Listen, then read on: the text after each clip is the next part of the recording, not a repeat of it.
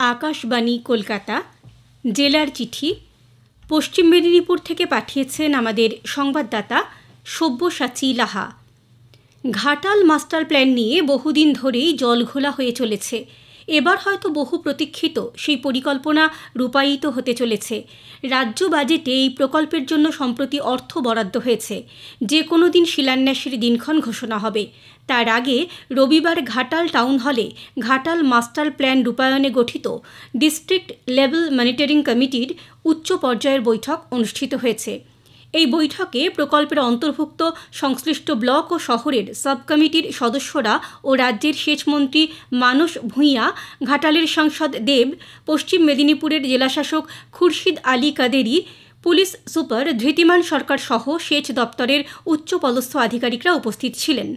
এই বৈঠকে প্রকল্পের দ্রুত বাস্তবায়ন, ঘাটাল মাস্টার প্ল্যানের জন্য জমি অধিগ্রহণ সহ খুঁটিনাটি যাবতীয় বিষয়ে বিস্তারিত আলোচনা হয়েছে। এখানে সিদ্ধান্ত হয়েছে জোর করে প্রশাসন কারোর জমি নেবে না, তবে ইচ্ছুক জমিদাতাকে জমির জন্য প্রশাসন উচ্চ মূল্য দেবে। আইআইটি খড়গপুরের অধ্যাপক এস.এন. বোস অডিটোরিয়ামে আন্তর্জাতিক মাতৃভাষা দিবস 2025 পালিত হয়েছে। রায়পুরের কুশাভাউ ঠাকরে সাংবাদিকতা ও জনসংযোগ বিশ্ববিদ্যালয়ের উপাচার্য অধ্যাপক বলদেব ভাই শর্মা এই অনুষ্ঠানের প্রধান অতিথি হিসাবে উপস্থিত ছিলেন।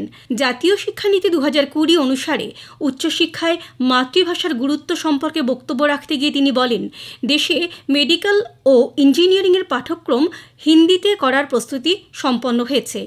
বহু বিশ্ববিদ্যালয়ে পঠন পাঠন শুরু করেও দেওয়া হয়েছে। তিনি বলেন, ভারতের উন্নতির পথ আমাদের মাতৃভাষার মধ্য দিয়েই বেরোবে।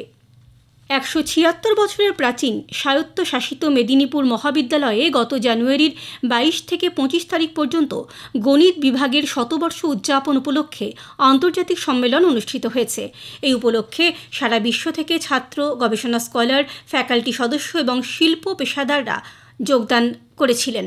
এই সম্মেলন আধুনিক গণিতের যুগান্তকারী বিষয়গুলি অন্বেষণ সহ ধারণা বিনিময় এবং সহযোগিতা বৃদ্ধির জন্য একটি বিশ্বব্যাপী প্ল্যাটফর্ম প্রদান করবে।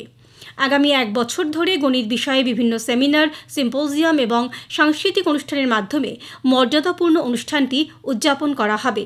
মেদিনীপুর মহাবিদ্যালয়ের এন.সি. রানা মহাকাশ পর্যবেক্ষণ কেন্দ্র থেকে গত জানুয়ারি মাসে কয়েকদিন রাতে অতি বিরল মহাজাগতিক এক দৃশ্যের সাক্ষী থাকার ব্যবস্থা করা হয়। এক লাইনে আবদ্ধ থাকা শুক্র, মঙ্গল, বৃহস্পতি, শনি, ইউরেনাস এবং নেপচুন গ্রহকে শক্তিশালী দূরবীন দিয়ে পর্যবেক্ষণ করার ব্যবস্থা করা হয়। মেদিনীপুরের বিভিন্ন স্কুল কলেজের ছাত্রছাত্রী ও পড়ুয়াদের এই বিরল মহাজাগতিক দৃশ্য টেলিস্কোপের মাধ্যমে প্রত্যক্ষ করানো হয়। 115 বছরের প্রাচীন দ্য মেদিনীপুর পিপলস কোঅপারেটিভ ব্যাংকের পরিচালন সমিতির নির্বাচন আগামী 23শে মার্চ অনুষ্ঠিত হবে। গত সোমবার থেকে এই ব্যাংকের পরিচালন সমিতির নির্বাচনের জন্য মনোনয়নপত্র বিতরণ ও জমা দেওয়ার কাজ শুরু হয়েছে, চলবে আজ 26শে ফেব্রুয়ারি পর্যন্ত। বসন্তের শুরুতেই দক্ষিণবঙ্গের বিভিন্ন জেলায় বজ্রবিদ্যুৎ সহ বৃষ্টি হয়েছে। জেলাতে ঝোড়ো হাওয়ার সঙ্গে ভারী মাত্রায় শিলাবৃষ্টিও হয়েছে। অসময়ে বসন্তের এই বৃষ্টিতে রবি শস্য এবং আনাজের ক্ষতির আশঙ্কা থেকেই পশ্চিম মেদিনীপুরের আলু বলয়ে শুরু হয়েছে তড়িঘড়ি মাঠ থেকে আলু তুলে নেওয়ার কাজ। পাকা ফসল ঘরে তুলে নিয়ে ক্ষতির হাত থেকে বাঁচতে উদ্যোগী হয়েছেন বহু আলু চাষি। গত 4 ফাল্গুন সুফি সাধনার প্রসারে নিবেদিত প্রাণ মওলা পাকের 124তম উরুস পালিত হয়েছে মেদিনীপুরের জোড়া মসজিদে। স্থানীয় গণ্ডি ছাড়িয়ে বিশ্বের বিভিন্ন প্রান্ত থেকে জাতি, ধর্ম, বর্ণ নির্বিশেষে সমস্ত সম্প্রদায়ের মানুষ জোড়া মসজিদ, দায়রা পাক এবং স্ত্রীগঞ্জ পাকে এই সময় উপস্থিত হয়েছিলেন। পৃথিবীর বিভিন্ন প্রান্ত থেকে আসা ভক্তদের উপস্থিতিতে সারা বিশ্বের মহামিলন ক্ষেত্র হয়ে উঠেছিল মেদিনীপুর শহরের এই জোড়া মসজিদ প্রাঙ্গণ। হজরত সৈয়দ শাহ ইয়াসুব আলী আল কাদেরির পরিচালনায় ও তত্ত্বাবধানে জোড়া মসজিদে উরুস পালিত হয়েছিল। মেদিনীপুরের শিল্প, সাহিত্য, সংস্কৃতি বিষয়ক লিটল ম্যাগাজিন কাগজের নৌকা, শাল, শিমুল ও পলাশ সংখ্যা প্রকাশিত হয়েছে।